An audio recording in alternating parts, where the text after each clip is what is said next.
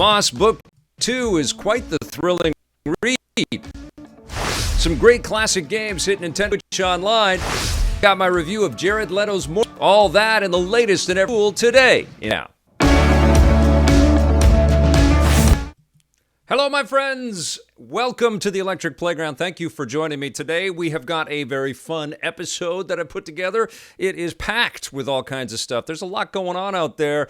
We are going to do the rundown live and talk about the news, and I've got a couple of reviews for you guys as well. And then we are going to jump into a game called INFERNAX. I've got it loaded up on my screen right there.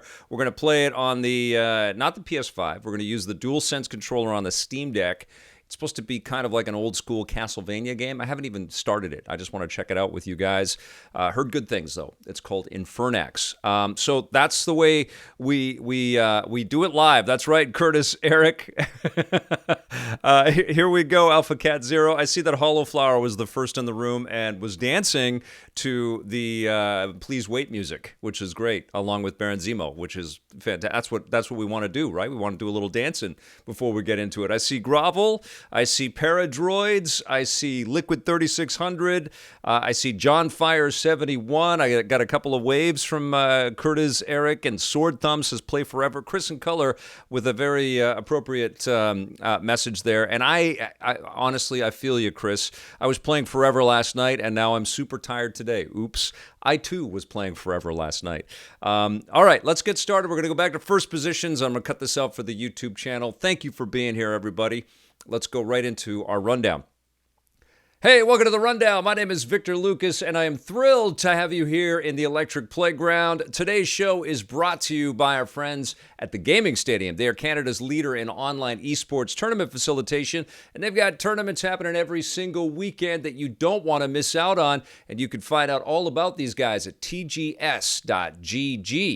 And also, the Gaming Stadium has a brand new platform. It's meant to help people make their own tournaments. It's called Pepper.gg, and this is for folks that like to put some bragging rights on the line, maybe some cash on the line. Be careful there.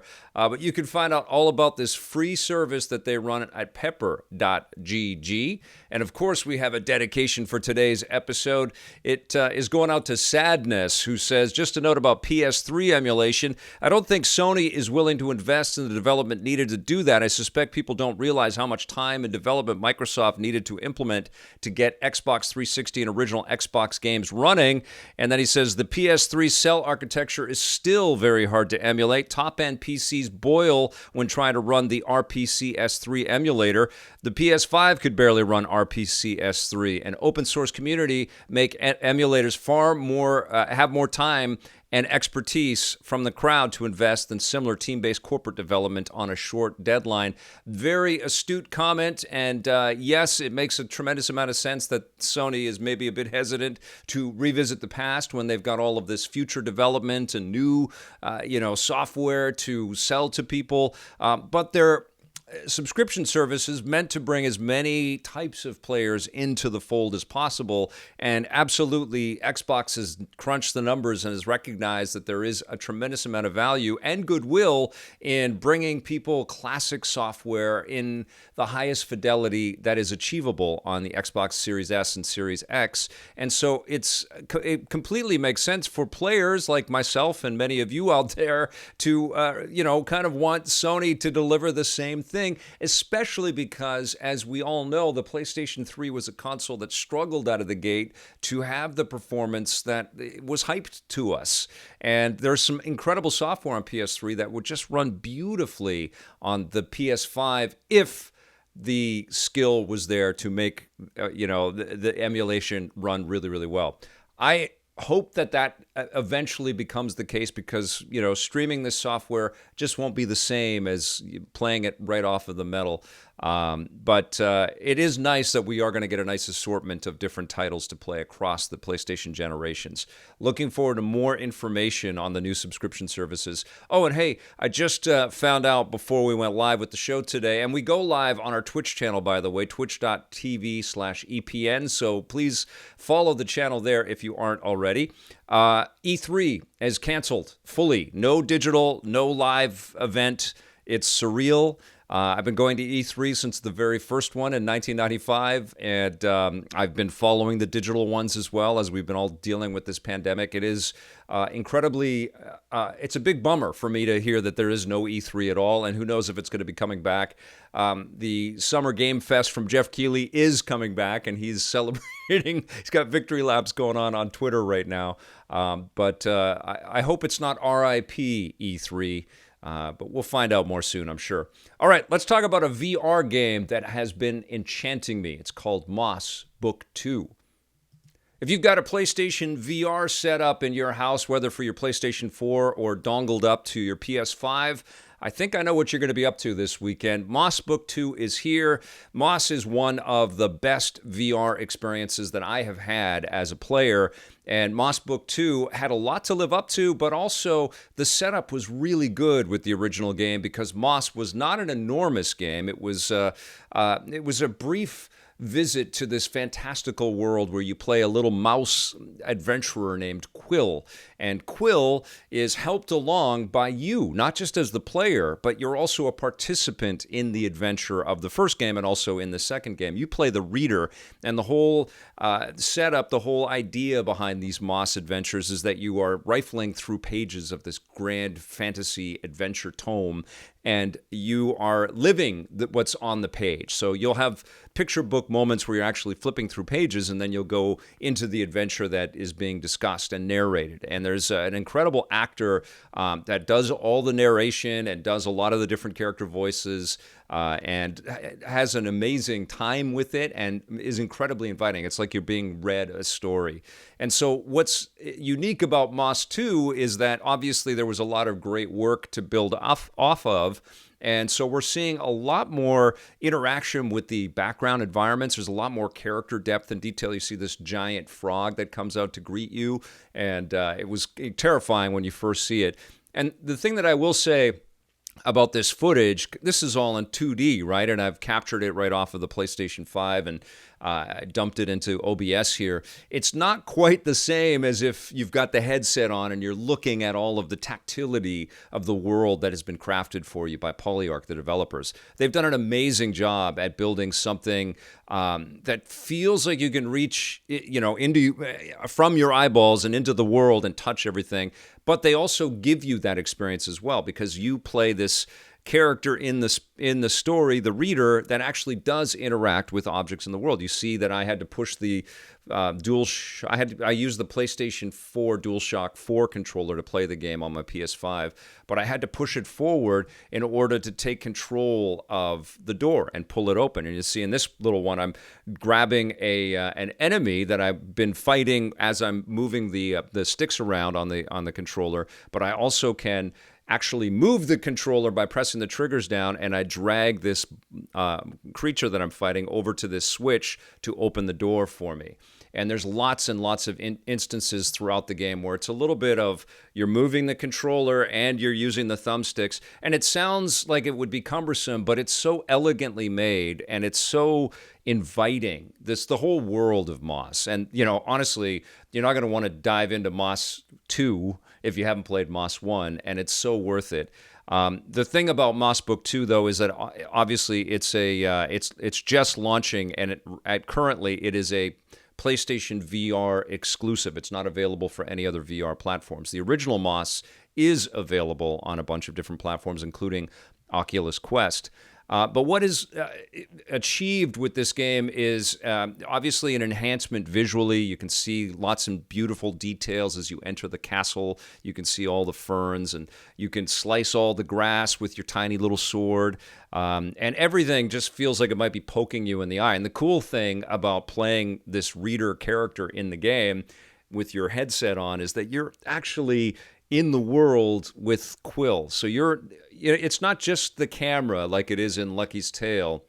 There is an element of being able to, look at reflections and stuff. Here's a fantastic sequence right here where Quill walks over to this broken mirror, and as the camera pivots, you kind of recognize, you see something, and that is actually you that you are looking at with the headset. And it's a bit eerie, it's a bit discomforting, but it's also incredibly powerful because you honestly feel like you have influence on what happens and what transpires and how this little mouse gets taken care of in a really profound way that only virtual reality can deliver. And I think that's one of the core conceits and core, wins of this game, is that there's a lot about it that could exist in two-dimensional space and still be really well-crafted and really fun. But because the developers that are all vets, by the way, they're ex-Bungie and ex-Rockstar developers, so they have a lot of experience, but they thought it through. They really thought about how you are going to inject yourself into the game world. And so you will manipulate, giant pieces of the puzzle to allow Quill to maneuver from space to space. There's a section in there where you get the ability to kind of bring life back into this wooded area that you traverse through, which is really cool. And you can create a bridge you can see the guide of the PlayStation 4 DualShock right there.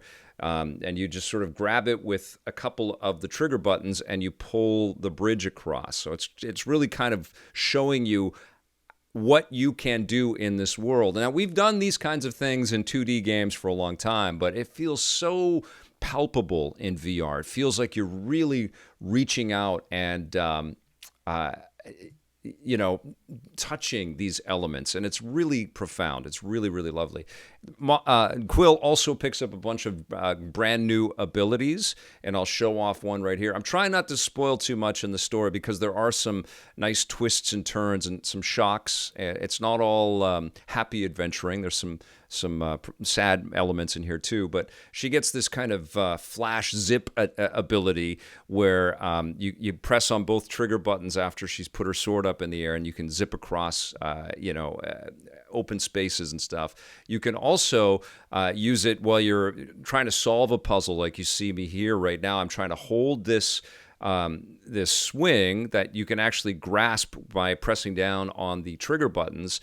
I'm trying to push the swing a little bit closer to the platform, and then I'm going to do the zip move. So I'm in control of every element here, even though it looks like I'm just using the swing or something like that. So it's there's some new skills that you have to pick up as a player, but it is very intuitive, and I have to commend Polyarc for making it as with the first game, and again here with Moss 2, to make it as such a low barrier to entry. Like, you are going to be able to conceptualize what you have to do, and you're going to be able to deal with it. And of course, one of the cool things that you can do with this zip move is you can use it as an attack. And so there's enemies that you're going to fight.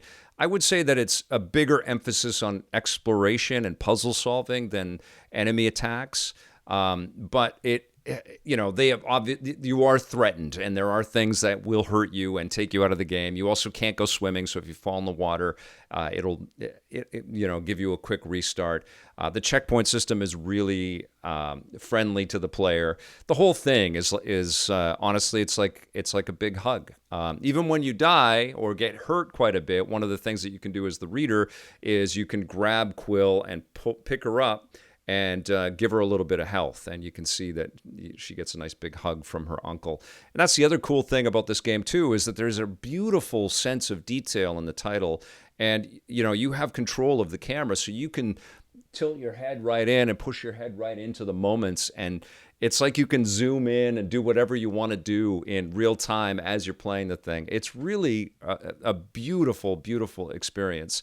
Now, the thing about the first game is that myself and many reviewers out there really complained about the brevity of the game. It was more experiential, like a lot of VR games in general. It was more like, let's show the themes and let's show some cool gameplay models and modes. But then we're not going to overstay our welcome, partially because I imagine development on a VR experience is incredibly elaborate and complex, and probably a lot more work than we can imagine. And the budgets aren't enormous because the sales on a lot of VR titles aren't as huge as some of the AAA things that are out there. So Moss was an incredible short experience, and everybody wanted more at the end of it, including myself. And that was really the only knock. I'm happy to report that Moss 2 is much longer than the first game. And there's also a lot more detail in the game and a lot more finesse in the game, as you can kind of expect from a team that has been working with this world and coming up with different ideas and is clearly reveling in their opportunity here. And that's what you see. There's a maturity to the world building, to the craftsmanship, to the artistry, to the the puzzle solving and the complexity of everything. There's a great example too. You find a hammer in this game that's too heavy for Quill to pick up by herself, and so you as the reader can contribute and find some ways to help Quill. It's such a freaking cool experience. Is it the best VR game that I've played so far? It's up there. It's definitely up there. I love the commitment to take us to another world that feels so believable, and even the length of time it takes for little Quill to walk across the screen is because she's got these tiny little legs and everything is oversized, and so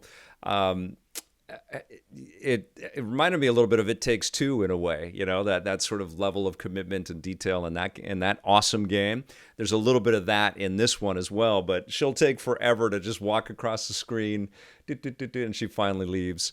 And it's really cute, and her little waddle is super cute, and she's got these badass moves, and so she's not just a little cutie, and it's not just an adorable game. She's got some actual skills, and there's this kind of ethereal quality of you as the reader and you sort of picking up on all the lore and all of the work that's in this game. It is a marvel. It is an absolute treat, and honestly, like a no-brainer for anybody that has a PlayStation VR headset right now. I think everybody's questioning what Sony's plans are going to be for PlayStation VR 2 and what that's going to mean for software that you might pick up for the original PSVR. Hopefully, they're not going to make any kind of a boneheaded decision where PSVR 2 won't play PSVR 1 titles, but this will clearly be a standout experience when you play this on a headset with even more expanded resolution and less cumbersome. Because that was playing the game, the only cumbersome thing about it for me was setting up the PlayStation VR on my PlayStation 5 with the USB dongle and all of the extra cables. Thankfully, I'm using the controller and not the Move controllers. But I did find that the headset was so freaking comfortable to apply. I've been playing a lot of Quest 2, and that's an incredible VR platform, but the headset is not as comfortable because it's a little heavier than PSVR 2, PSVR. So it was, all in all, a joyous escape and a really mature and really well-made, beautifully polished escape. I just think this Moss world that Polyarc is building is some of the best gaming you can have right now. And it's a little unfortunate that it's all locked to VR, because I feel like there's room for these characters and this world building to exist in 2D and across a bunch of different platforms. But I also, I applaud and salute the commitment to VR to make stuff that is this solid for VR players out there. So I suspect if you have PlayStation VR, this is going to be a must-play for you. And definitely keep this game and this franchise, on your radar, because one day you will make a jump to some kind of VR platform, likely if you're watching Electric Playground. And Moss 2 should be at the top of your list for pickups. I'm going to give Moss Book 2 a 9 out of 10. All right, I've got some news about some classic games that Nintendo has just dropped on the Nintendo Switch Online platform. Very happy to see this. They had a little video sort of outlining the 3 titles that they dropped. Earthworm Jim 2 for the Super Nintendo. This is a game I have not played in many years, and I am very excited to load this up on my Switch this weekend. Obviously, this is picking up on all of the crazy over-the-top gameplay modes and the wacky sense of humor that the Earthworm Jim franchise franchise is known for, and it's made by the core team that made the first game as well. And they got a little bit stronger when they moved to the sequel on Nintendo or onto Super Nintendo, because they were primarily a Genesis kind of focused developer. And I'm talking about Shiny Entertainment. They kind of all came from Virgin working on the Sega Genesis, and they got a lot stronger working on Super Nintendo with Earthworm Jim 2. Also, a couple of NES titles, Dig Dug 2. I honestly don't remember playing this. I don't even know if this is based on an arcade version of Dig Dug 2. I don't remember this game. I remember Dig Dug for sure. I definitely have never played Dig Dug 2 on the NES, but I'm a fan of Dig Dug. I always thought that was an awesome idea, very original, and it's just freaking cool to see more Dig Dug on, from the classic days on a brand new Nintendo machine, which is awesome. We also are going to be getting, or we have, Mappy Land, which looks like a crazy platformer kind of in the vein of the Super Mario Brothers stuff that was back in the arcades. And so many developers were trying to come up with multi-screen action-adventure platformers, and this looks super damn cute. I haven't played this one either. I got to be honest, I had the NES, but I bought it sort of late in its life cycle because I was focusing on acting at that point. And I picked up the NES sort of, I think in 1988 or something, months before the Sega Genesis came out. So I didn't have a huge library of NES titles. And that's why I love the NES Mini. And I've also loved the Nintendo Switch Online NES collection. So whenever I jump into those games, I'm always appreciative of how freaking talented the developers were, because they had no hardware muscle to make fun and entertaining experiences, and man, did they ever. So that's a long way of saying I haven't played Mappy Land, but I definitely want to.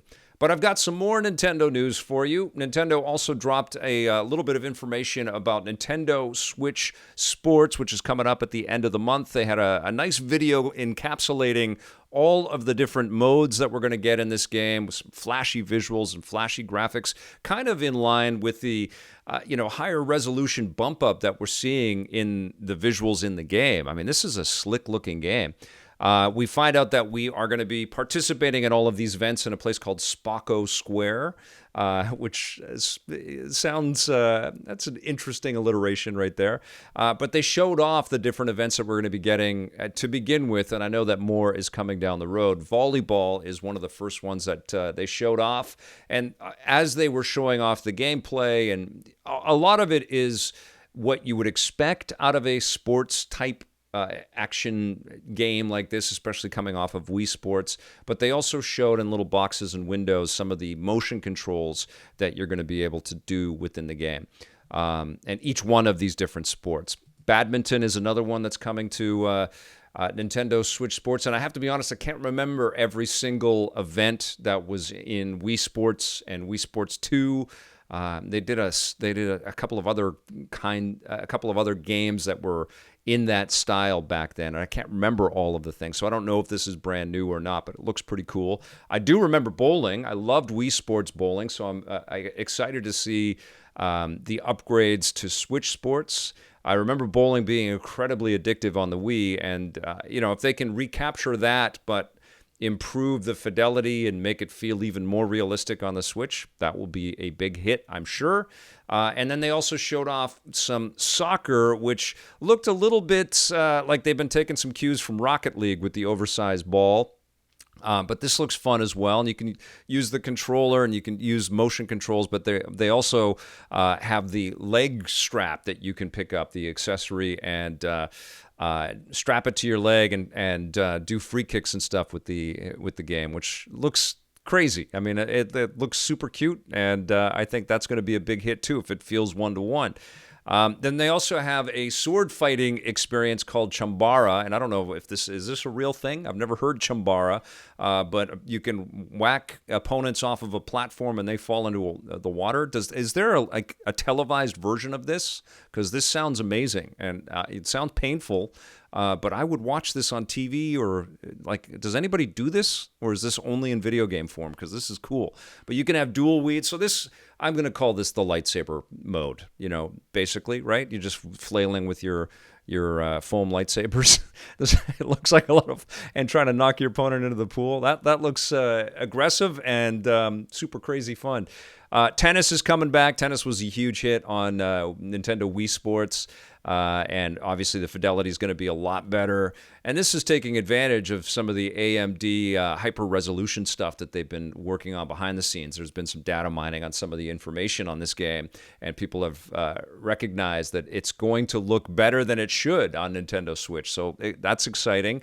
And then they went over some of the different play styles and talked about the online play. And of course, this is going to be very multiplayer focused and split screen in a bunch of different ways. I know my kid is going to be super excited about all the customization options. The Mii's have never looked better, right? Are they calling them Mii's? I mean, these characters look amazing in this. And I think that's part of I think this is a look back at what the Mii's used to look like. They look incredible. And then I think to kind of showcase that this is a game for everybody, they've also worked with Jessica Alba to create, and her family, to create a sense of what this is going to look like in people's homes and stuff, which, obviously this is tailored to appeal to as many people as possible and as many demographics as possible. Nintendo did that before with Wii Sports and the Nintendo Wii, so we'll see if they are able to kind of catch lightning in a bottle again. It looks like they might. Are you guys excited for Nintendo Switch Sports, or are you like, I did all that stuff before, I don't need to do it again. I don't need to waggle and do the tennis and the badminton and the kicking. I want to check it all out, though. Those games were undeniably fun on the Wii, so I want to see how they work out. I see that Blue Mystic Ninja is excited, which is awesome, and Krillin says, "Evening, Vic." Good to see you guys. All right, I've got another review for you. I took one for the team, and I went and saw Morbius last night. The idea of Michael Morbius in the superhero canon is a pretty cool one. This is a scientist who has a blood condition who transforms himself into a vampire. That old chestnut. And they got Jared Leto, who is a terrific actor. And I have to say, I actually enjoyed Jared Leto in this movie because it wasn't... I mean, he obviously has these showy moments where he's affected and there's digital makeup and he turns into a vampire and he's trying to be creepy. But I enjoyed his performance as this kind of hobbled character because his blood condition is making him very weak, and he's got to, use a cane to walk around, and he's, he's a character that has been through stuff, but he felt quite human. He's also a character that has a lot of empathy, and so there's this interesting juxtaposition of this, bloodthirsty character who literally lives on the blood of other people. But he's also an incredibly, gifted mind and an empathetic soul. He's a physician, and so he actually wins a Nobel Peace Prize in the movie for creating artificial blood. What a coincidence, right? So he, as his vampire character, ends up drinking this artificial blood until he has this real blood, like red blood, they call it, human blood thirst, and so he has to deal with that. And the setup for the film was actually pretty good. It was going along pretty good. And then kind of what happens is there's a big bad that gets introduced into this title.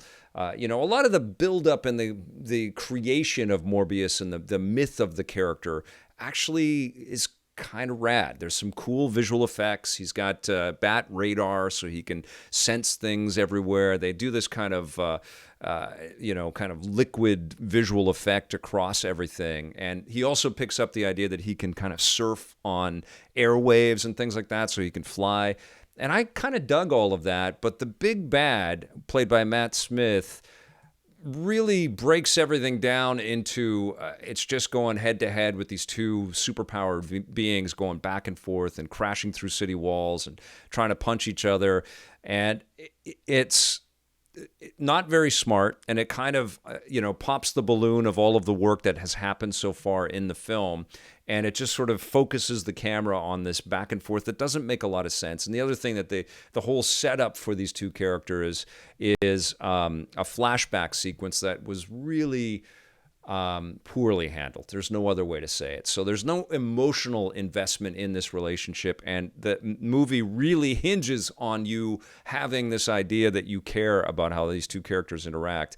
and it's just not great, and then it's over, and the movie is incredibly short, and so there is this cool kind of build up to this super heroic or this super powered being coming to terms with the abilities that he has and what that means in the real world, and of course the cops are chasing him.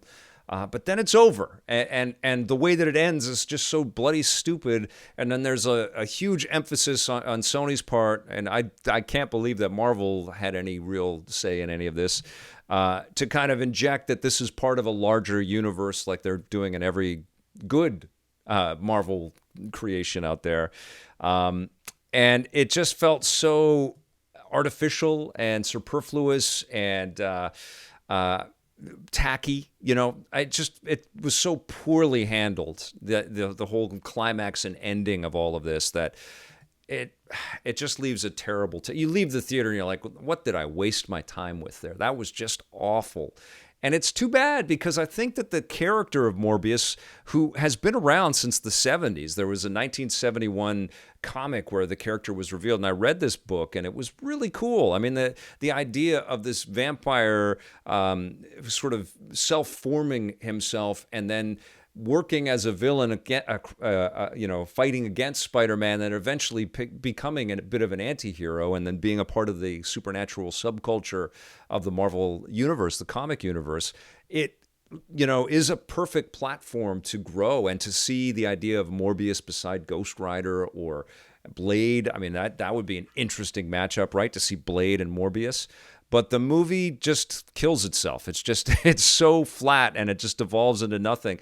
Even though I like some of the ingredients, I like Jared Leto, and the effects were pretty cool, and the idea of the character is pretty cool, and so I was having a good time for, I'd say, about 45 minutes of the film, and then I really was not having a good time. And then it was like, oh my God, I'd rather watch Moon Knight 4 or 5 more times than sit and watch this thing. It was just pathetic. It felt like they ran out of ideas and or money, or somebody saw a test screening and people were flipping out, and they tried to save it and make it more action-packed, or whatever they did not work. And it certainly doesn't have the light touch that the Spider-Man stuff has had over the last little while, in terms of character building and bringing us in emotionally. This one does not have that. And the other thing I got to say, too, is like Sony has got to stop with this BS of introducing these villains to Spider-Man, or these characters that are ancillary to Spider-Man, and then Spider-Man is nowhere to be seen. And, it just feels so dumb. It's like, work it out and bring Spider-Man. I don't know, like, you got all kinds of Spider-Mans now, right? So work it out so you can have, if you're going to say it, get them in there. You don't tease them on posters and the trailers and stuff. Like, work your shit out and get your Spider-Man into your thing, because people end up talking about Spider-Man, and it's just like, well, that was stupid. And we saw that with the Venom movies, which are better than this, by the way, and those ain't great. But I can't completely just throw this totally under the bus. I don't think it's the worst. Actually, yeah, it probably is. I think it is the worst Marvel thing I've seen. Maybe it's there with the Fantastic Four remake that Miles Teller was in. That was the worst. That was awful. Okay, so there's some company for this one, but it's down there. It's down in the subterranean depths of the Marvel experiences out there. I would really hazard and warn you guys, like, honestly, don't go see Morbius in theaters. It's not worth it. Wait till it comes home. I know there's going to be a lot of curiosity about it. They tease more, but I don't know, man. I don't know. I mean, if it makes money, they'll make more for sure. And I can't fault Leto. Like, I think it's interesting. They hired a literal vampire to play a vampire. Guy does not age. So good work there. But everything else is kind of trashy. I'm going to give Morbius a 3.5 out of 10. All right, let's move on. And this is a shout out to my buddy John Yomtov Jr., who says major Game Pass news in a tweet today. And he pointed me to Wario64's tweet of Windows Central talking about Microsoft going forward with a big new family plan for Game Pass, which is going to let people in households or by somehow connected to each other share a plan that would be a lot less expensive for up to 5 people. So it would be a lot less expensive than 5 individuals each having Game Pass. So I don't know quite how this is all going to work, but they're working on it, and it's going to be somewhat similar to what Netflix has been doing with the family plan. I guess Nintendo's got a family plan. So we'll see how this all comes together. But I think what this really highlights is that Xbox has been waiting for Sony to reply to what Game Pass is, and they have now done that, although I think it's their first salvo. But now it's going to be up to Microsoft and Xbox to kind of answer with all kinds of evolutions and iterations of what Game Pass is. And pricing might change, and they might loop in Xbox Live Gold into it. John Yomtov also popped out a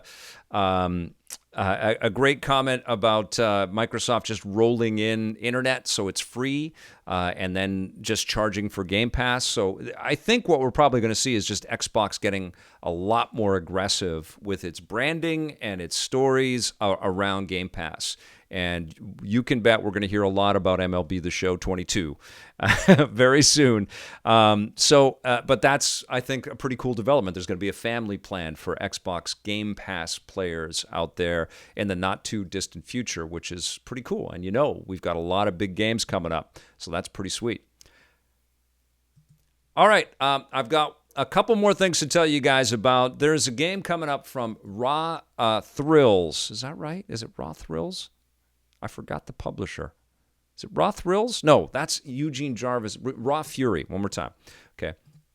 All right, I've got a couple of things to tell you guys about. There's a game coming up from Raw Fury, and they're talking about this being the biggest game that they have invested in, and it's called Superfuse. And the idea is it's kind of like a Diablo or an X-Men Legends top-down action role-playing game with superheroes, and it looks really cool. It's going to go into early access later this year on PC, but you're going to be able to customize and create your own superheroes, and it's 4-player team-up, and it looks like it's going to be a lot of fun. It's been a long time since we've been able to do the top-down team-up superhero type of experience. I guess Marvel Ultimate Alliance 3 was the last time that we really got to do that. Would love Marvel Ultimate Alliance 4 announced anytime soon there, Nintendo or Marvel.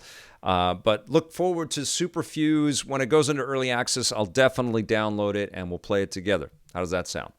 All right, and one last thing. Our good friend Ewan McGregor took to Star Wars Twitter and Star Wars on YouTube and announced that Obi-Wan, the show that we are all waiting for, all of us Star Wars fanatics out there, is going to launch a couple of days later. But he had some good news in the fact that there's going to be 2 episodes in the launch of the show. So they're going to show us on May 27th. We're going to get episode 1 and episode 2 of Obi-Wan, and I cannot freaking wait for this show. It looks absolutely stellar. It looks like they're pulling out all the stops, all the stuff that they learned on Boba Fett and absolutely in The Mandalorian.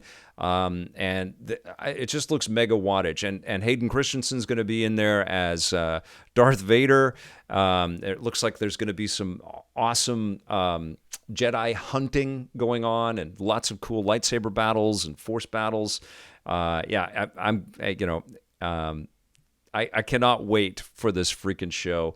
And Ewan McGregor is just such an amazing actor. I love the guy, and he's going to be forever known. I think he's come to terms with it, but he's going to be forever be known as Obi-Wan now. I mean, I'm sure he already is. I'm sure he gets recognized everywhere. But from now on, that's it. His life is Obi-Wan for the rest, because he's just going to look older and older. He's going to look a lot more like Alec Guinness as we go on here.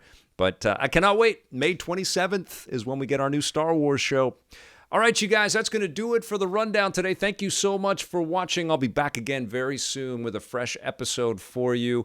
Thank you for subscribing to our YouTube channel and to all of our EPN members. And if you haven't already, subscribe to our Twitch channel at twitch.tv/EPN. Thank you, everybody. We'll see you soon. And until then, play forever.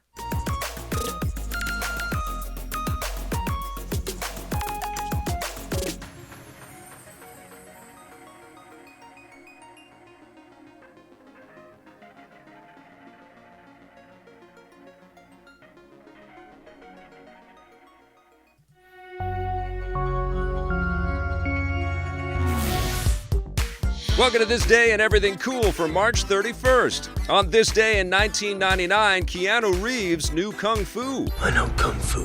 The sci-fi action movie The Matrix opened in theaters across North America, opening our minds with its unique blend of pulse-pounding visuals, heavy philosophical concepts, and badass fight choreography. Written and directed by Lily and Lana Wachowski, The Matrix tells the story of a computer hacker who discovers that the entire world is really a futuristic simulation designed to keep humanity enslaved. And when he frees his mind, he takes on the robotic oppressors in the most stylish ways imaginable. It's sometimes easy to forget just how much of a cultural impact The Matrix had when it first came out. For starters, its visual style defined an entire era in cinema, with countless other films imitating it for years to come. It was also the first film to popularize bullet time, which was ripped off by pretty much every action movie for the next decade. The philosophical themes explored in The Matrix also introduced an entire generation to concepts that had never been explored in action movies before. There is no spoon. The Matrix was followed by 2 sequels, which aren't as well remembered, but it's safe to say that The Matrix stands as one of the most important movies ever made. Free your mind. It's a good thing the Wachowskis didn't try to create The Matrix a few decades earlier, because they might not have been able to. On March 31st, 1930, Hollywood began implementing the Motion Picture Production Code, also known as the Hays Code. It was basically an exercise in self-censorship, with all the major studios agreeing to make their films adhere to a set of moral and cultural guidelines put forth by conservative politician Will H. Hays. Before that, movies were actually allowed to be as violent and profane as the filmmakers wanted, and they could also explore social, cultural, and religious issues, but under the Hays Code, they began being much more conservative and much less interesting. For example, the Hays Code forbid things like the ridicule of religion, depictions of interracial marriage, and any sympathy for criminals. I'm taking over this territory. It changed the entire industry and is the reason why most American movies produced in the 30s, 40s, and 50s are so boring. Thankfully, the Hays Code was abandoned in the 1960s as a new generation of younger, more open-minded filmmakers took over the studio system. I'm walking here! I'm walking here! It was replaced by the much less restrictive MPAA rating system that continues to this day. Several big video games have been released on March 31st. In 1999, the first Roller Coaster Tycoon game coasted onto the PC, introducing players to a whole new genre. It was the first amusement park management game, allowing players to build and run their very own theme parks, complete with attractions, finicky customers, and roller coasters, obviously. The game's creator, Chris Sawyer, had previously worked on other simulation games like Transport Tycoon, but that and similar games like the SimCity series didn't have nearly as cool a concept as creating your own amusement park. Roller Coaster Tycoon was a hit and spawned an entire series of sequels and spin-offs.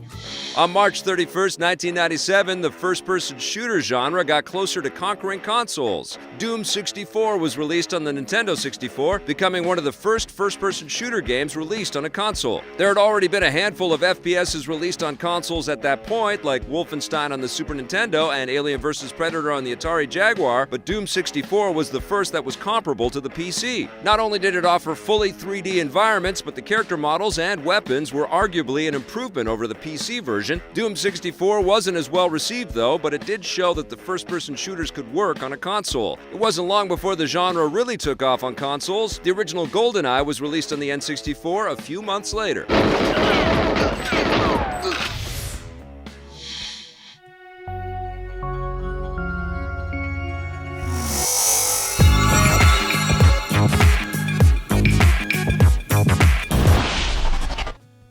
Hello, everybody. All right, we are going to be playing a little INFERNAX, and I'm happy to report that even though we had a very long rundown, everything's working on this thing. All right, here we go. I've never played this game. Thanks for being here, everybody. I see you, Chris in color. I see you, Ty, the Blockbuster guy. Hello. Yeah, that was like 40 minutes of rundown. Many stories, many things happened today. Okay, let's jump into this, oh, it's good fun, 16-Bitten says. All right, here we go. INFERNAX. All right. Did I start this? I don't think I did I? All right, well, let's go.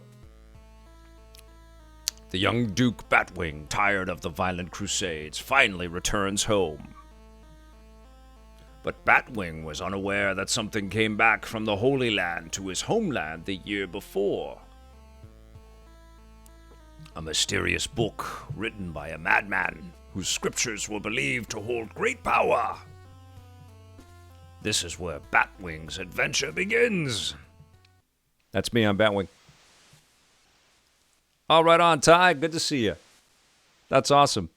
You bring the headlines, John. my tweet ads are filled with story ideas from you, man. I appreciate it. All right, so I can attack this sign. All right. So the buttons are going to be different because I'm using a PlayStation 5 controller, not an Xbox controller. Okay, zombie. All right. Cool music. Feels good. Oh, awesome music. Can I go in here? Locked.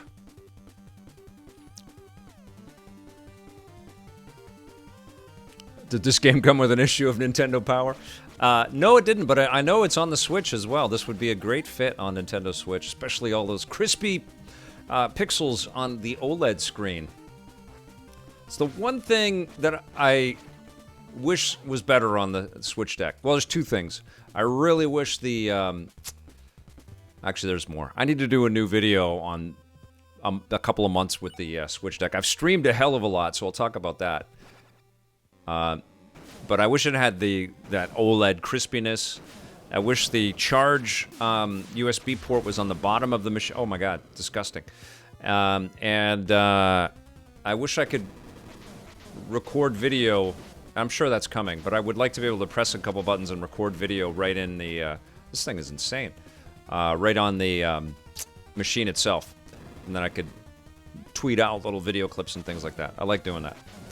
All right, come on. I'm going to die. Look at this thing.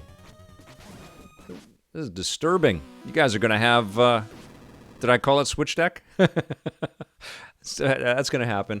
And then there's Stream Deck. I'll probably call it that, too. Played some of Cyber Shadow so far. Looks awesome so far. Even has very... I love Cyber Shadow. Okay, classic restart. Let's go.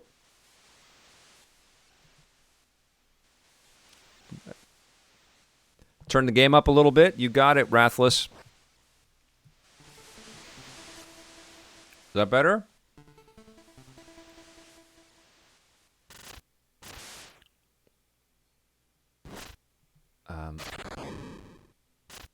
Okay. I gotta... Somebody's saying hold down and a tornado takes me. I don't know what that's all about. Is it about this game? Hey, John. INFERNAX is on Game Pass. There you go. Oh, come on now. I'm hurting already. Do I have any health? Give me some health. I'm dead. Oh my god. Kind of like Simon's Quest. Let's see what happens if I choose the other restart.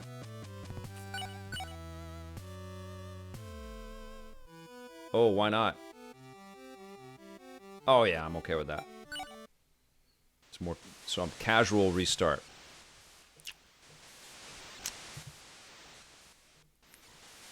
All right, here we go. Yeah, that's one thing I read quickly when I did a Google on this, is that this is based on Castlevania games that people don't like anymore. But yeah, I've played a lot of the classic the classic Castlevanias in the Anniversary Collection, and they were super fun. I did like them as they progressed more. But the super old NES stuff was still really cool. And TurboGrafx.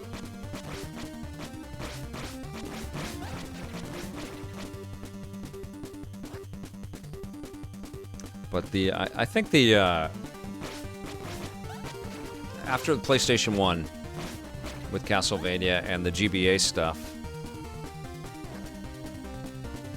that's when it got really freaking good.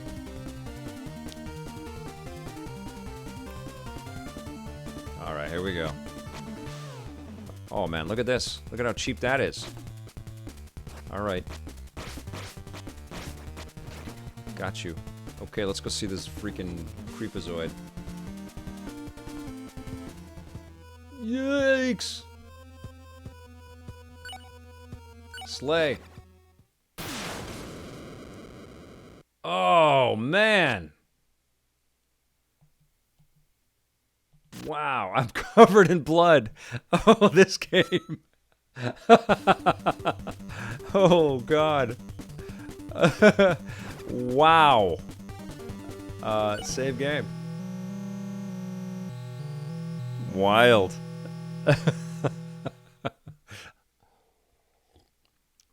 The Savage 16-Bitten says, the prayers quell the pain of battle. How about those cutscenes in this game?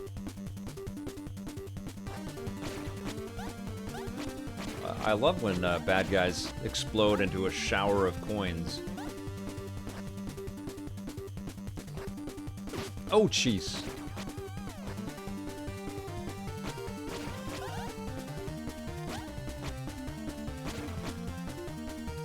Okay, here we go.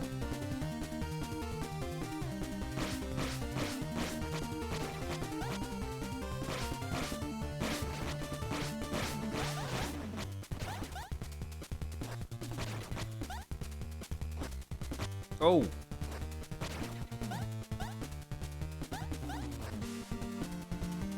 Loving the music. It's so cool. Okay, give me something good. Give me something good. Alright, come on!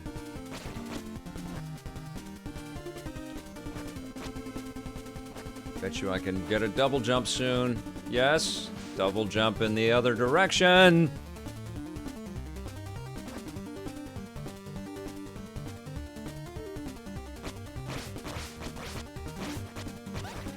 Oh!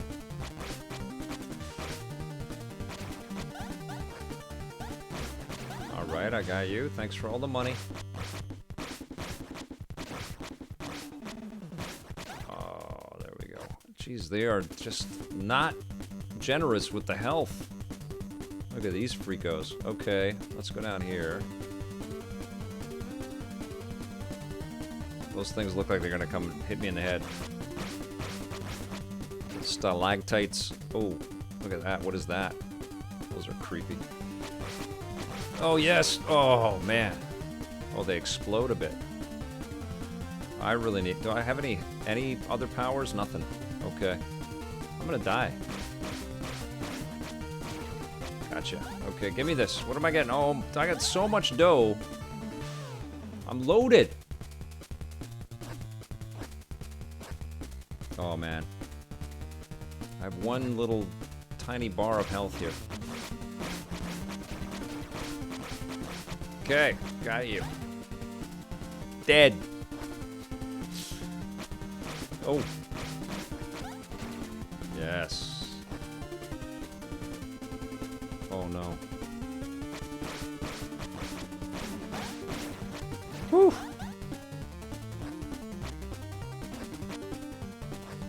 Oh. Gotcha. All right.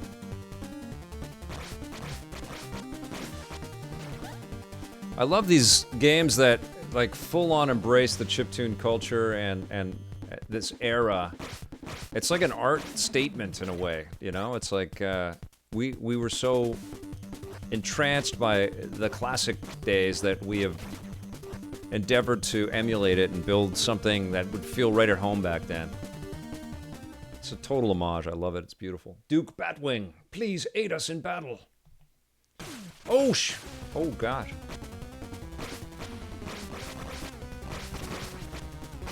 Yes! Tancred. Welcome home, sir. Open the gate for Duke Batwing. Alright, here we go. Let's save. Woo! Oh, I can upgrade. I'm loving all this music. Alright, here we go. The prayers quell the pain of battle. Alright, let's do it. Oh, I need a lot more money. I don't have enough money at all. All right. Let's go. What do we got here? Nothing. Darkwing Duck. It's good company. Locked. Locked. Oh, he's a good guy. Locked. I'm digging this. I feel like stuff is gonna start opening up.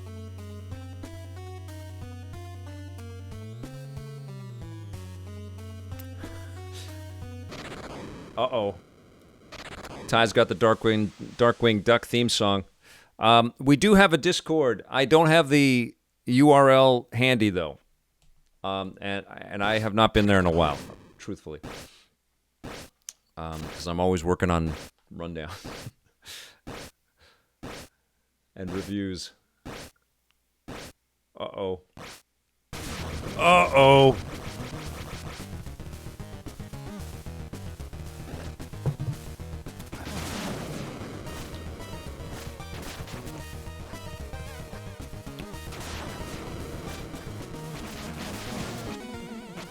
Oh, geez, we get. Oh my God. Okay. Look at this guy. Oh man, I thought I had some health. Oh, I'm digging it. Uh-oh.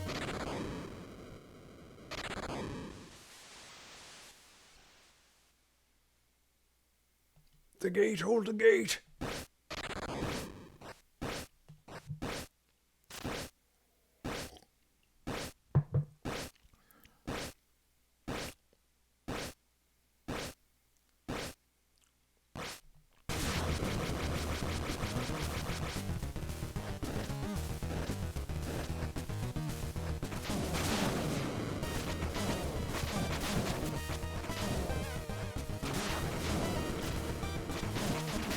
This is great. I really like this. Look at the way that he just cuts those dudes in half. Oh, don't hit him. If you hit him twice, you're done. All right, boss. Oh man, I've hardly. Watch out! Ooh. Okay. All right. All right. All right. Watch out, watch out! Oh, Jesus. Cut his gut open. Uh-oh, something gross is coming out. he puked. He puked purple stuff all over me. Thank you, Ty. Thank heavens you're safe. Father Henry, what is happening here? Thanks to you, Darsov is safe for now. Rest first. In the morning, we set out to hunt the beast. All right. Yeah, everything's open. Lord Batwing, you're awake. We've found the monster's trail. Come follow us once you are ready. All right, what can I buy? Yes. Gimme. What you got for me? Potion flask or chainmail. Slightly reduces. Well, I need that. Let's do it. All right. I'm broke.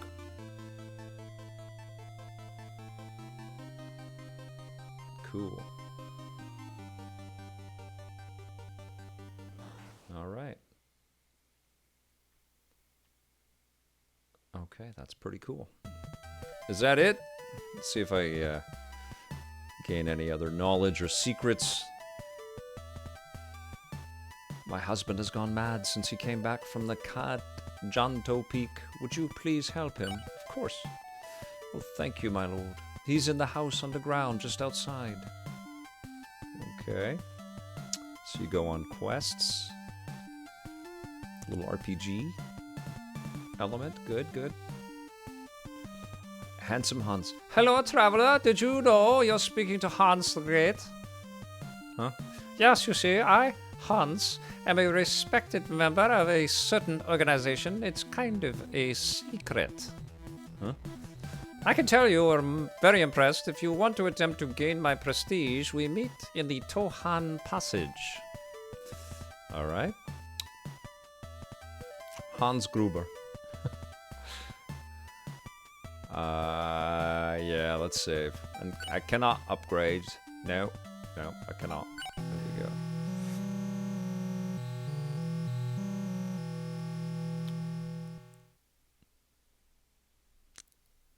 I don't know if they have a whip there, Grovel. All right, here we go. Oop. The old underground house. Oops. Whoops. Go back in. Ooh, Kajanto, my soul, darkness, help me. Oh, I'm loving this. Can I get in there? No. Let me in. Let me in over there. Open it up. Open this up, guy. Weathered man. I think I need a key or something. Okay.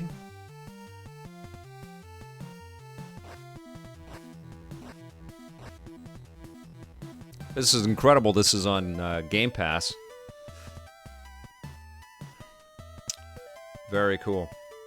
Okay, what's in here? What you got for me? Mystical being. Oh, I don't have any money for any of this. Damn it. Oh, I could have permanent... Okay, I gotta go make some cash, so I gotta go hack and slash some eyeballs and such. What do I do here? I go on quests, I imagine. Oh, I gotta go back and talk to that lady. 1 second here. Oh, I gotta tell her husband is a weathered man. Totally needs ray tracing. I did. I went down there. Yeah, he's a bit cuckoo. Cuckoo. All right, let's go and see what's going on.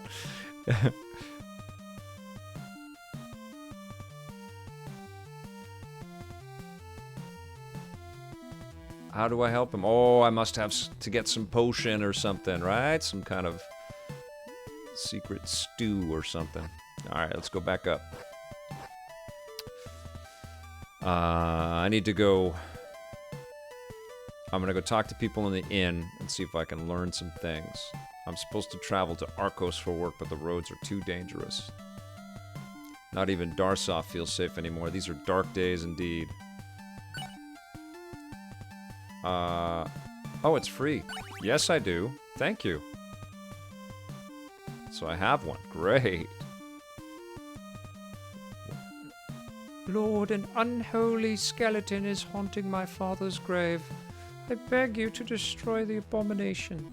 Sure. It haunts my father's grave back east towards the docks. Okay.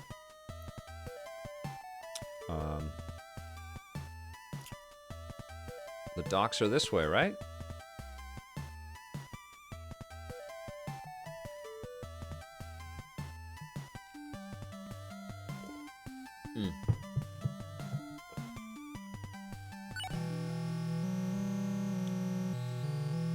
It sure sounds like dun dun dun dun.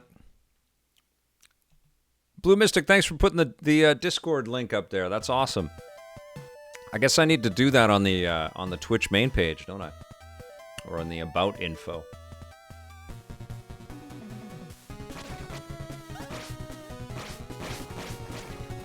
Okay, all right. I'm gonna make some dough. Oh.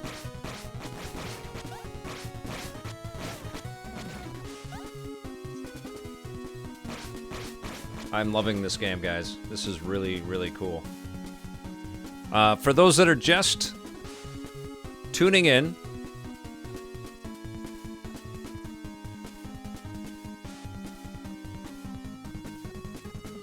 Abomination is going to be in the news. Is that all hidden right now? Ty the Blockbuster guy? It's like I can't go live with news because news is just like, bah! The nerd world, games and all of this cool entertainment stuff. Can you believe how many things we get? It just blows me away. There's just like no end to cool stuff happening all the time. So I'm using the Dual Sense controller, but I'm playing on the Steam Deck. And I believe this is on everything, so I think you can play it on PlayStation 4 and 5, and it's on Switch, and it's on Game Pass. John Yomtop just let us know. It's called INFERNAX, this game.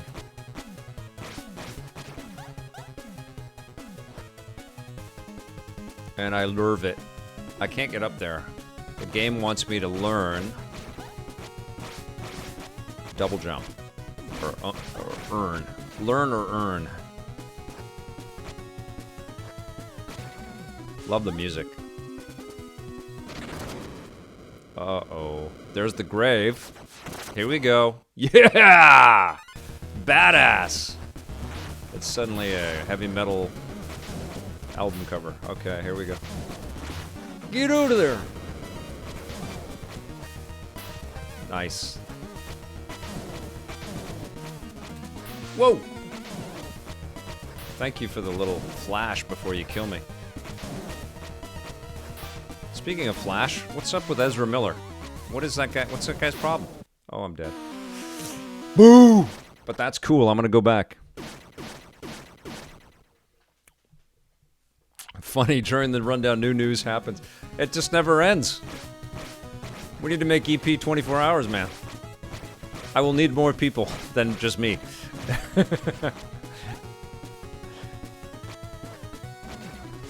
Alright. Yes. Bring it! I like casual restart, by the way. Oh, I have health potion. I forgot about that. Watch out! Uh-oh. No, no, no. Oh, jeez. Oh, jeez. Oh. Uh-oh. Alright, give me some health. Thank you. Alright. We are good. You're dead, skeleton.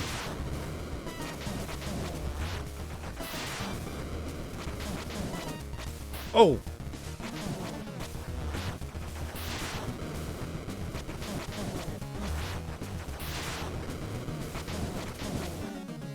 Woo!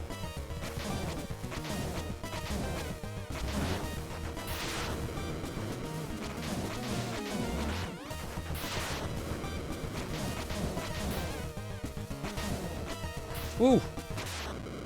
Did I get him? Yeah!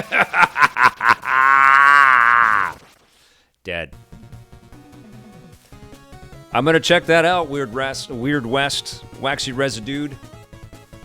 Alright, let's go back to Josephine. Thanks, 16-Bitten. I love the GG. That's total Back to the Future. Digging it. Alright, here we go.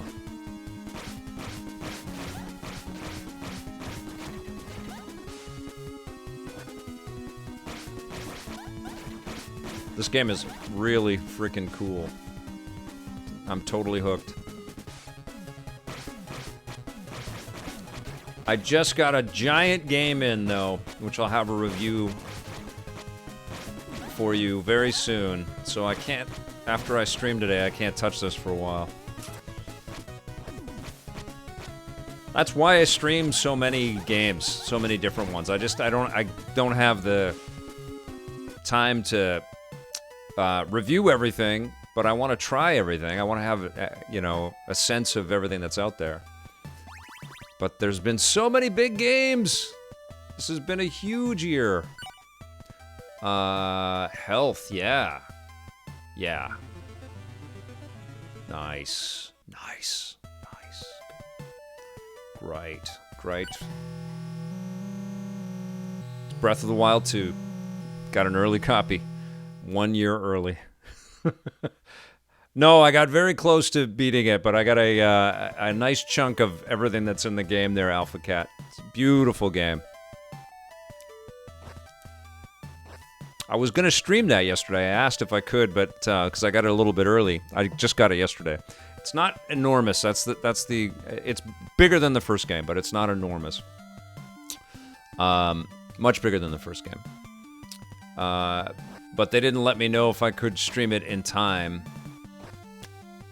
And now I'm deep into the game, and I don't want to start over again when I've got other things that I need to start playing and reviewing. Oh, I gotta go talk to Josephine. Thank you. but it's exquisite. Elden Ring, 16-bit, and there's nothing that can touch that game. So people keep asking me if I'm going to go back to it and review it again. I did put in another few hours the other day. I'm about 42 hours into the game. I would love to just devote days to like powering through it, but these huge games keep coming up. I mean, Ghostwire just came out. I've been reviewing everything. There's so many, like, of the AAA stuff. There's been so many titles recently. I think she was in the inn. And I just got another massive one. You guys can probably guess. Look at the calendar for next week's games. There you go. Thank you. What did I get? Okay. How come there's no... Okay, I did it. I got $100 bucks. All right, good. Okay. I need more money. And we played a ton of the Mario Kart courses. It's so massive, it's almost ridiculous.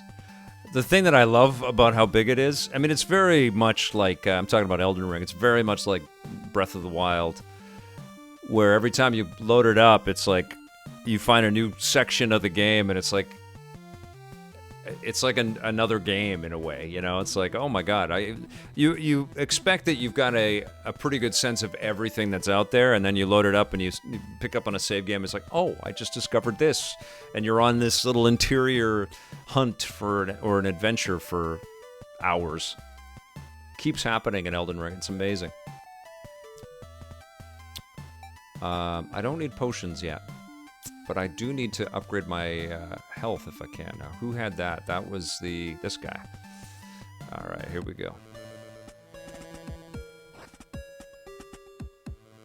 Oh, I need 6 more coins. Yes, I will, Alpha Cat. I keep getting emails from forever, but I haven't replied and say, please send me a code, but I definitely will. I want to play that game. So that'll be a next week thing. I'll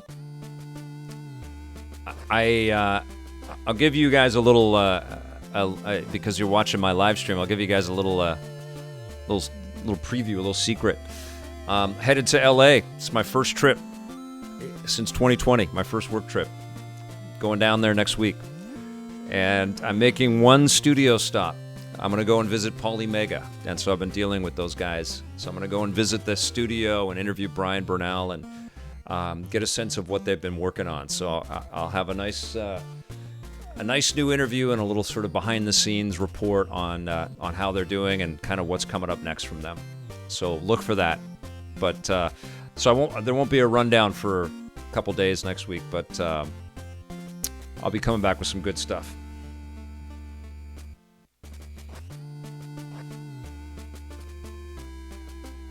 Okay, what have you got here? Word of your righteous work travels fast, my lord. Keep at it, and I may have need of your help.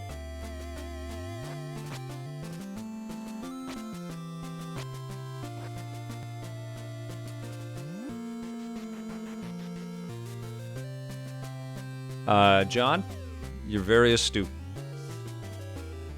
I was once a farmer before my land was ransacked by monsters. I want only to return my lord. If I give you the key to the barn, can you remove the monster lurking in there for me, please? Hell yeah! My deepest thanks to you. My farm is just past Valshare Keep. You can't miss it. So I can't jump up there, or can? Oh, I can. Okay, what's up in here? Let's see. I love the setup for this, man. It's super cool. Okay, Sergeant, we've heard that brigands are troubling the roads outside of Darsov. Can you help? Yeah! New quest. Okay, I need $6, and then I can go buy a heart. So let's go get a new heart, guys. Let's go out here.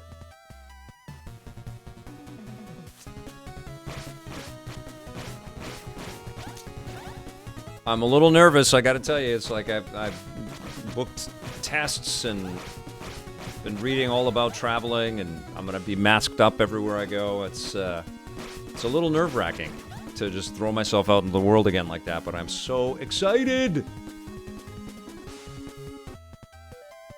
Alright, now I'm gonna go get my heart, and then we're gonna go do some damage.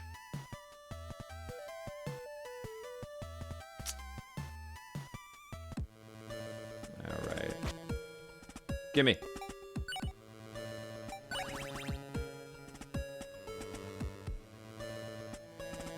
All right. Yeah, everybody's vaxxed. Are you down there just sitting, Mike?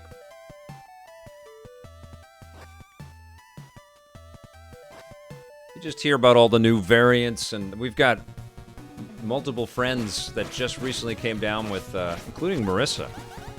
It seems like it's picking up steam, and there were a bunch of new people, a bunch of people that got infected at GDC. But I'm going to be masked everywhere I go.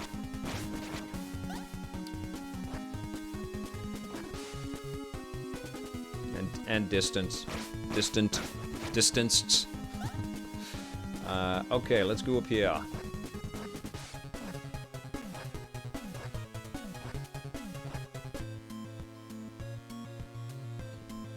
Yeah, she just Instagrammed it a couple of days ago, so hopefully she's doing all right.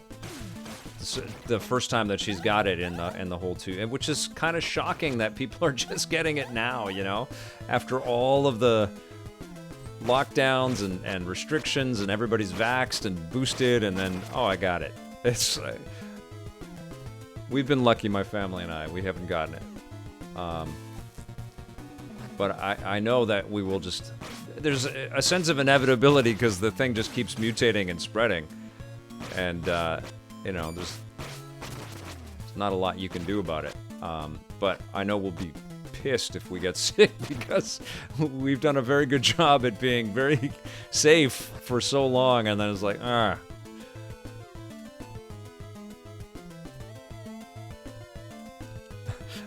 Is that right, 16-bitten?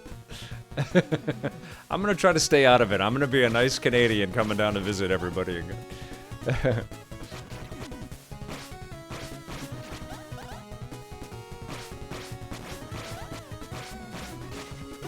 Oh! You little punk! Alright. What do you guys think of games like this? Are you fans of the retro stuff, or does it is it just not your cup of tea? Like, talk to me. What do you think about stuff like this when you see these things brand new coming to consoles? Do you love it, or do you wish that the developers would kind of move on from 8 and 16-bit kind of recreations? Very curious to read some thoughts about that. Oh, look at this. Oh, yes. Oh, I need a bomb of some sort or something. Okay. Huge fan, hence my name. 16-bit, and you gave it away with your name. Calvin, no Hobbs, love it. Music is probably my favorite part. I'll always have a soft spot for these games, John Yoptov says. I know that there are people out there that just can't stand them. And are full 3D. My kid is not a huge pixel fan currently. Tastes are ever evolving. But whenever I try to throw on one of these retro games with her, it wasn't always the case. You know, like a few years ago, before Roblox took my kid away, I would throw on like a classic NES game, and she would totally identify with a little, you know, collection of sprites and pixels and say, I like that girl. I like that girl in the white. It's like, that just looks like a weird shape, but I'm glad you dig that character. But she definitely says, I'm not really into these old pixely games, Dad. I don't really like them. Doesn't sound exactly like that, but you know, you get the gist. I get it. It's not for everybody. It's a generational thing. I've seen a video of a kid asking his dad if Minecraft is on the Nintendo 64. Right. Well, that's a game that harkens back to the sprite stuff in its own way. Yeah, I think my daughter will come back again. One thing that we play a lot of N64 on Nintendo Switch Online in this house. Let's get some power. Here we go. Yes.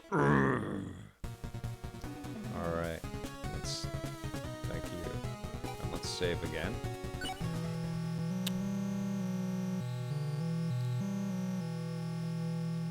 It sounds like the opening bits of Donkey Kong. Bum, bum, bum, bum, bonk, bonk, bonk. Right? Okay. Does she play Toca Boca? Yes, Joe. She loves Toca Boca. She loves creating things in games. That's what, like, she loved unpacking. Played through that incredibly fast, like all of it. Just in one sitting, just was like, start to finish, I love this game. I'm just going to play. And she, you know, it's about organization, and she loves design. And that's what Toca Boca is all about, and that's what Roblox really is about, is customization and changing your character all the time. She loves that about Animal Crossing. So she's looking at games in a different way. She loves it in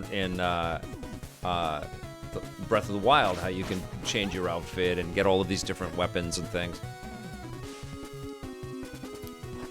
That's a huge pull for her, and I honestly believe she's going to love the Nintendo Switch Sports for that, designing your character and earning and unlocking all different costumes and things like that too. I don't push the games on her though. I ask her if she wants to try it, and if she does, she does, and if she doesn't, it's like, okay. I love watching her play Spider-Man though. The PlayStation 5 game. That's such an amazing game for me, pun intended.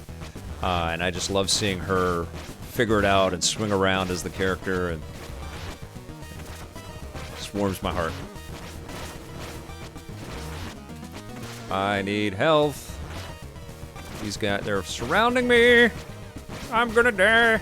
All right. Oh. Oh, that's like the leader, the zombie leader. Uh-oh. I love that he gets all bloody. It's fantastic. Oh, you son of a bitch. Uh-oh. Look at this. Oh, damn it. It's not kid-friendly, Dreams, but it wasn't when I showed it to her a couple of years ago, but I haven't popped it back on, but she was intimidated by the editor in that, for sure. Good question, Curtis.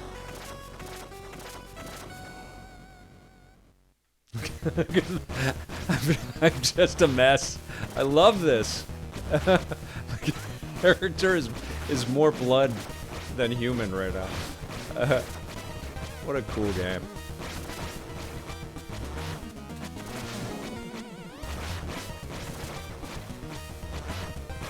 This is like legit up there with Cyber Shadow for me, man. And The Messenger. Loving this. I haven't seen anything in this game yet, but you can tell it's just branching and going off in a bunch of cool directions. I am surrounded. My health is going down. I'd like to have a bigger sword or weapon or a whip. Oh.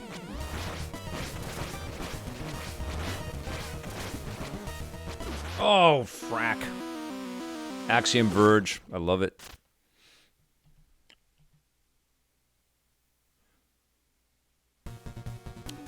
Toca Boca is really cool. It definitely needs an online thing, and I know that they're working on that. Joe Higachi.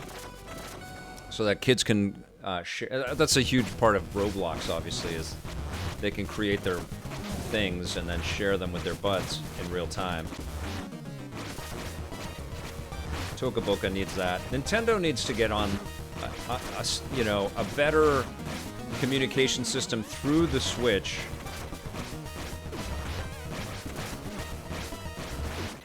It's almost like they have to develop an app through the Switch that's family friendly. I'm dead. Yes. I love this game. Okay. Alright, so we get in here. Oh, this door was locked, but I went a little bit further, right? Yes, okay. So I need a key. Gotcha. Okay, so... Yeah, Nintendo needs to make it really easy for kids to voice connect on the platform. Although my daughter and her friends all connect through some kind of iPad messaging thing when they play Roblox.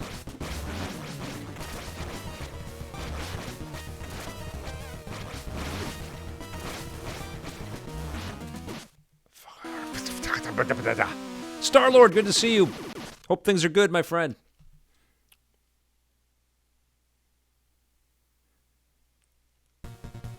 Is that true, 16-Bitten? Yes, round of applause for Blue Mystic Ninja, for Audrion. The best. Thank you for your support, my friend. Love that you're here. You're on top of everything. Did the game just crash? What did I do? No? Oh, okay. Like the music stopped. Why did the music stop? Oh, you're sick? You don't have the COVID, do you, my friend? Hope you're doing okay. So I need to get to this guy a little bit sooner. That's what I gotta do. Holy bejesus, look at all these dudes. There he is.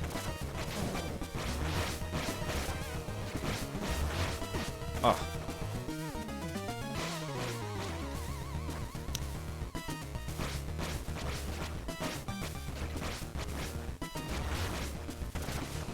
Oh.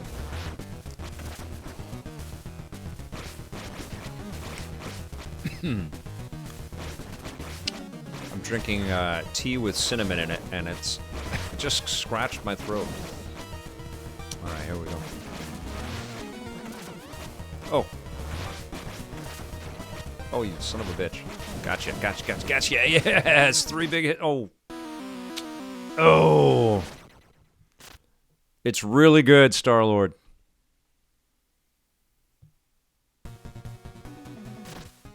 Look at me just dripping with blood. I love this game.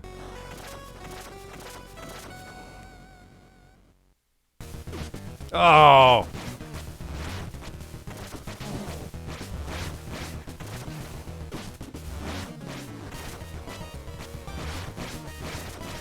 I need some health potions, man.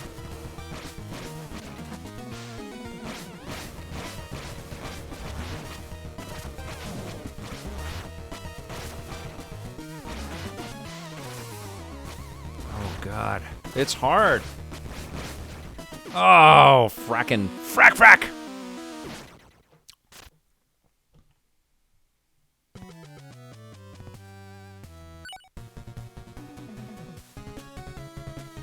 Oh, love those games, Rags. I just reviewed Triangle Strategy. That was one of the aforementioned massive games that I've been playing in the last couple of months. And I adored it. Yeah, it's... there are a lot of things that are kind of a pain in the butt about the modern video game industry. Not a huge fan of live service and free-to-play stuff and microtransactions and yada, yada, yada. But there is also this incredible wave of honoring all eras of the medium, and there's just lots of inventive and clever titles, you know, that are constantly blowing us away. Oh.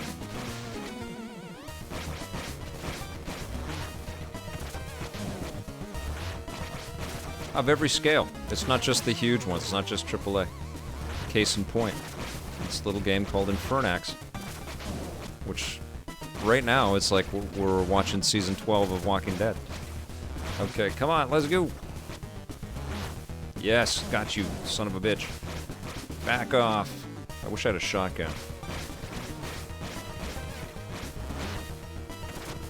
Ah.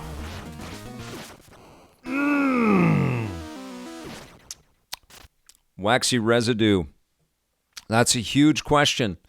I have to be honest, I've been, my head has been spinning with all the stuff I've been playing and trying to keep up with. That's it. I haven't really had time to kind of look at a calendar or look at the what's headed our way release-wise. I'll be shocked if Elden Ring isn't the best thing of 2022. Starfield might end up doing that. That's the game that I predict might be the one. But Elden Ring is just so good.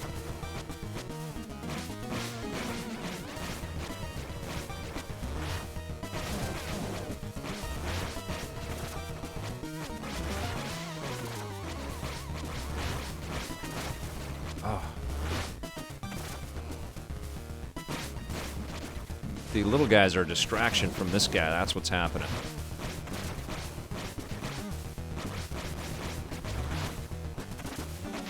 Got him. Got him. Oh. Oh, that was... Oh, they got me. Oh. Oh! Oh, I thought that was it. Get out of there. Okay.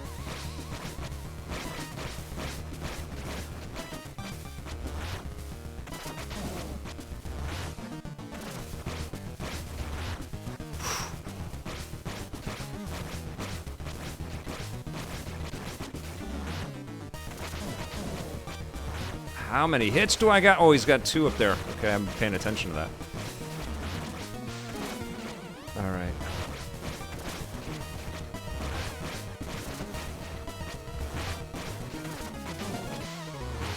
One more. Come on, dude.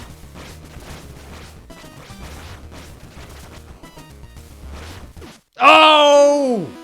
Oh! Oh! All right. I'm going to calm down. I think like the veins are bulging out of my eyeballs right now.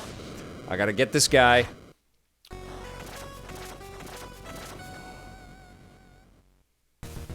Oh.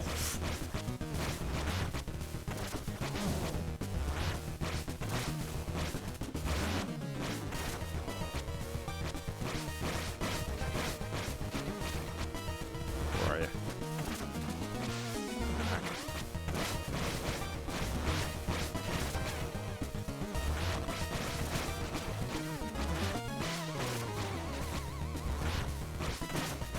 Oh, he's just... Gotcha. Okay, I got 2. 2 chips. 2 chips. Alright, let's go. 3 chips.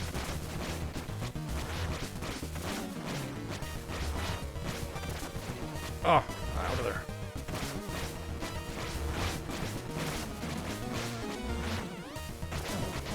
Yes. Oh.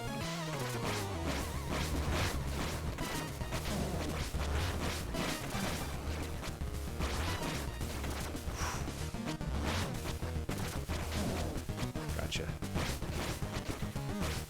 This is actually pretty good training, I think, for what's coming. Oops. Oh, damn it. 3 more. Come on, dude. Don't die.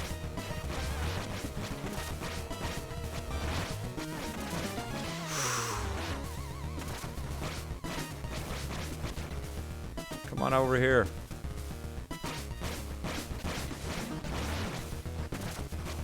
Oh, man. I hate when he disappears just then. Watch out. You cannot blink in this game. My eyes are hurting.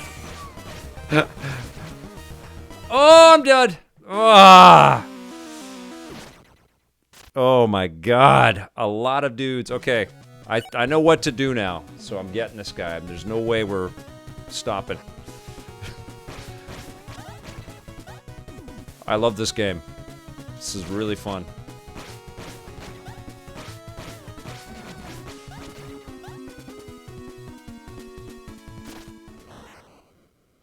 Can I rank up again? I don't think I can. What I really need is a damn health potion. Stop doing that, dude. Okay, 1 chip. Shit. 2 chips.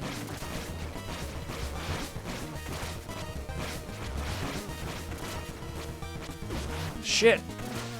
I gotta remember to jump.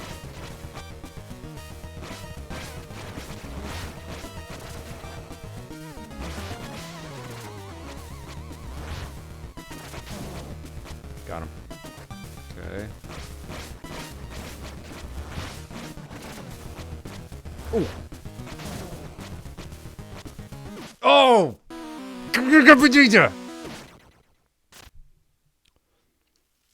Grind out the XP? Okay. John, you're so wise. It's not a bad idea. Okay,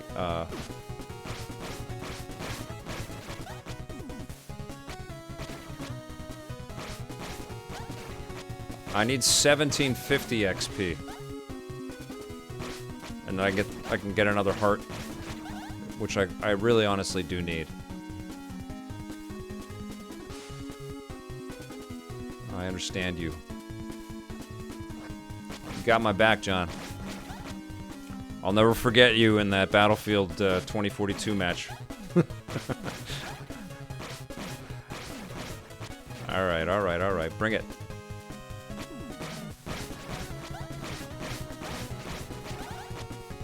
You know what? We'll go a couple screens and we'll see what's ahead. You got my 6. You do.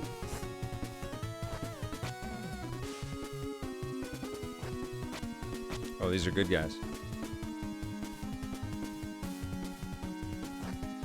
Do we want to see that? Sure, why not? I can go back to the barn. Yes! Okay. I'll probably get some good XPs with this guy. Alright. This is great. Look at how cool this game is. We almost got him, guys. Oh, shit. Watch out, watch out! Ooh, Boba. Watch out, watch out! Oh, phew! Oh, I walked into him. It's so cool, isn't it, Triffid?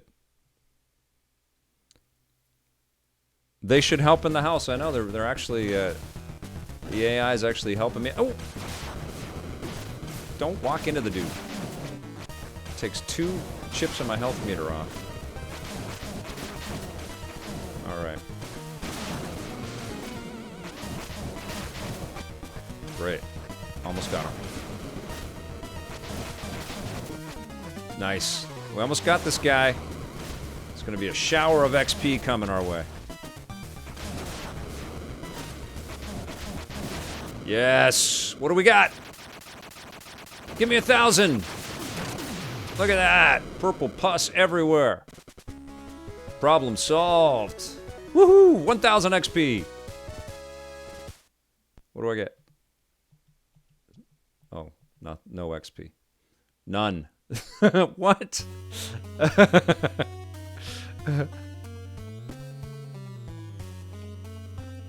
No one knows why our troubles began about a year ago, but since that day, this has been here. I have seen a gem such as these in Valshire Keep before we had to condemn it. Alright. You fight bravely, my lord. Here is the key. May your faith protect you on your quest.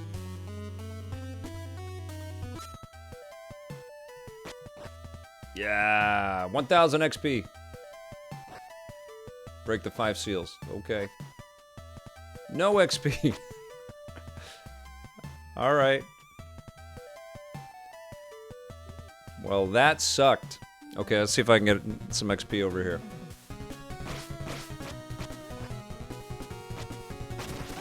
It's 40. Thank you.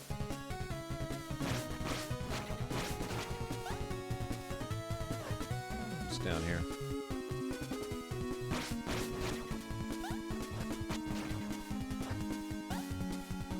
We're almost into 1,000, you guys. Arco's underpass.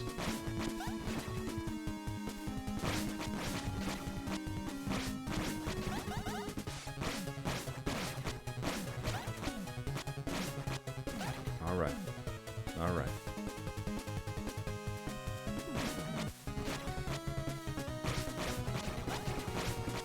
This is such a cool game.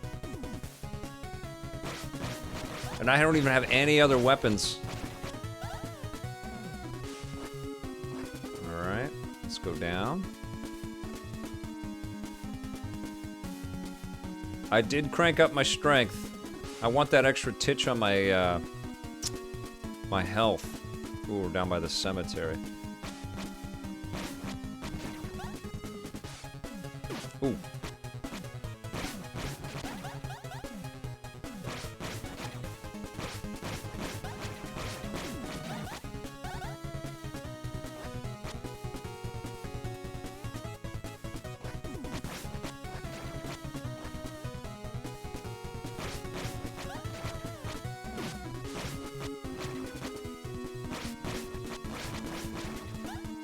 I hope people are playing this game. This is really cool.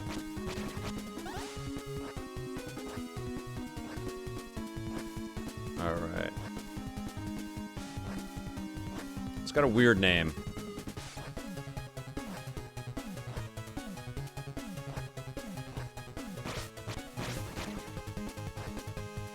Oh, you son of a bitch.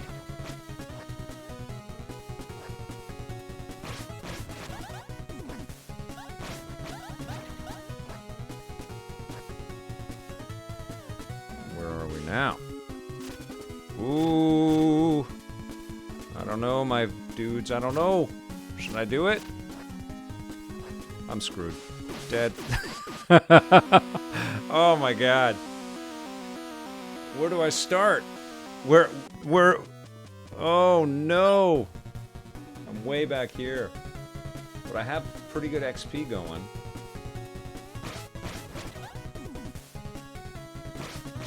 Lost a bunch of gold.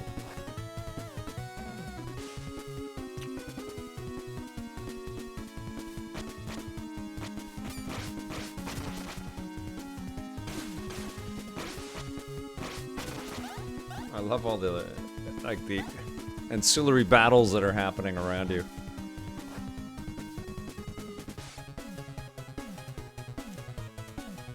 Oh, thanks for being here, 16-Bitten.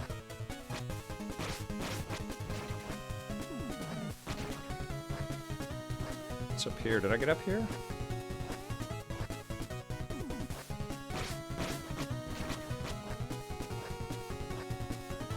I don't think I did.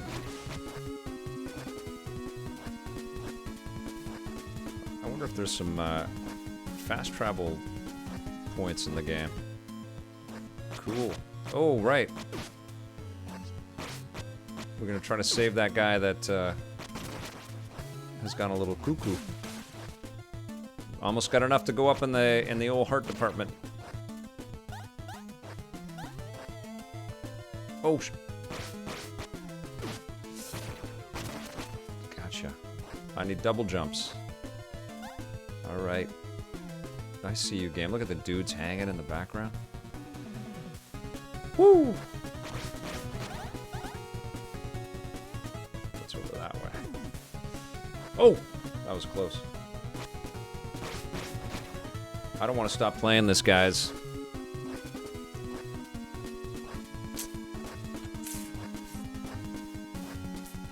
This was my jam, man. I'm totally digging this. Dead! Oh! But you know what? I think I don't want to stop. Adore this game. It's so fun. But I must, because I have to start playing something else that I've got to review for you guys. But I'll be back very soon. I still haven't been able to cut the... I'll just turn the audio off there. I still haven't been able to cut the... all of the directors into a video from Moon Knight, but that conversation is pretty cool, so I'll have that up on the channel very soon. And, yeah, but there's some fun stuff headed your way. But that's going to do it today. Thank you so much for watching. We will see you very soon, and until then, play forever.